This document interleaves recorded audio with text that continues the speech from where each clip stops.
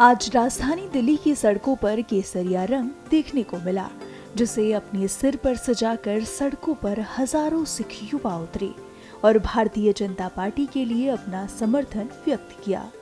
वे न केवल पग बल्कि केसरिया रंग की ही जैकेट पहने भी दिखे।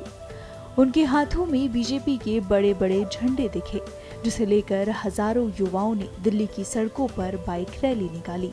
दिल्ली बीजेपी अध्यक्ष वीरेंद्र सचदेवा और बीजेपी नेता मनजिंदर सिंह सिरसा ने इस रैली का नेतृत्व किया, साथ ही इस संबंध में बात भी की। पूरे भारत में और पूरी दिल्ली में एक ही संदेश है कि समाज का हर वर्ग माननीय प्रधानमंत्री के साथ है।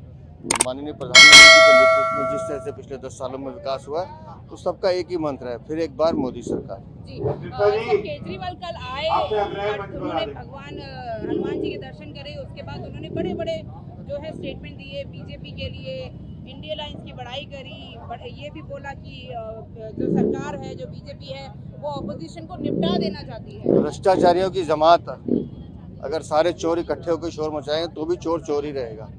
अरविंद केजरीवाल इधर उधर की बातें करना बंद करें। अग्रिम जमानत पे छूटे अरविंद केजरीवाल, ये बताएं 1 तारीख के बाद क्या।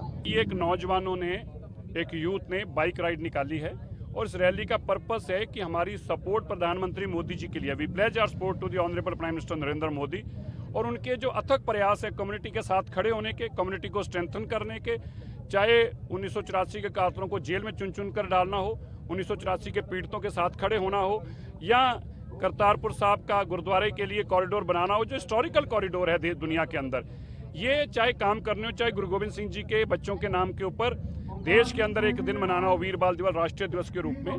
तो जिस तरह से प्रधानमंत्री जी ने अफगानिस्तान से हमारी कम्युनिटी पे जब गुरुद्वारों पे हमले हो रहे थे, यहाँ से एयरफोर्स के जहाज भेजकर उनको बाहर निकाला है, और प्रधानमंत्री का सपना है विकसित भारत।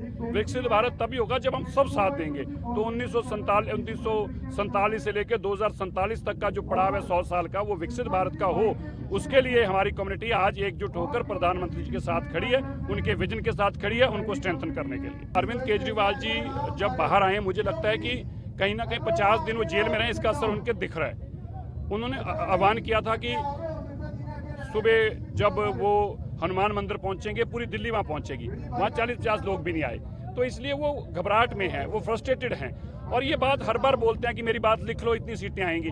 गुजरात वाली बात लिखी निकाल लो उनकी, यूपी चुनाव वाली लिखी निकाल लो, गोवा चुनाव वाली निकाल लो, कर्नाटक चुनाव वाली निकाल लो, तो ये इनका झूठ बोलना काम है और कुछ नहीं है। वो फ्रस्ट्रेशन में है। 2014 में वो बाहर ही थे, जेल में तो नहीं थे, 2019 में भी जेल में नहीं थे, और 2024 में भी इसी तरह सब सीटों के ऊपर बड़े मार्जिन से हारेंगे जैसे पहले हारे। वहीं बीजेपी और पीएम मोदी के 400 पार के दावे पर आ रही विपक्ष की प्रतिक्रियाओं का जवाब केंद्रीय मंत्री वीके सिंह ने दिया।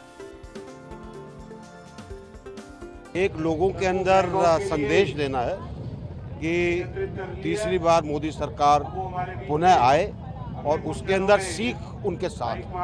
इसलिए आप देखेंगे सीख फॉर मोदी का उन्होंने लगाया है अपने चेस्ट के ऊपर और पीछे लिखा फिर एक बार मोदी सरकार। तो ये एक मैसेज है पूरे दिल्ली के लिए। जी सर, ऑपोजिशन की बात करें, चाहे फिर वो राहुल गांधी हो, चाहे वो कश्मीर से महबूबा मुफ्ती या फारूक अब्दुल्ला हो, या फिर दिल्ली में केजरीवाल हो या ममता बनर्जी हो, सब एक ही बात बोल रहे हैं कि 400 पार का नारा बीजेपी ने दिया है, लेकिन ये पूरा नहीं होने वाला। अपनी अपनी सोच की बातें बना रहे हैं, अपनी अपनी सोच है। कईयों की नकारात्मक सोच होती है, कईयों की सकारात्मक होती है। हम लोग सकारात्मक सोच लेकर चलते हैं।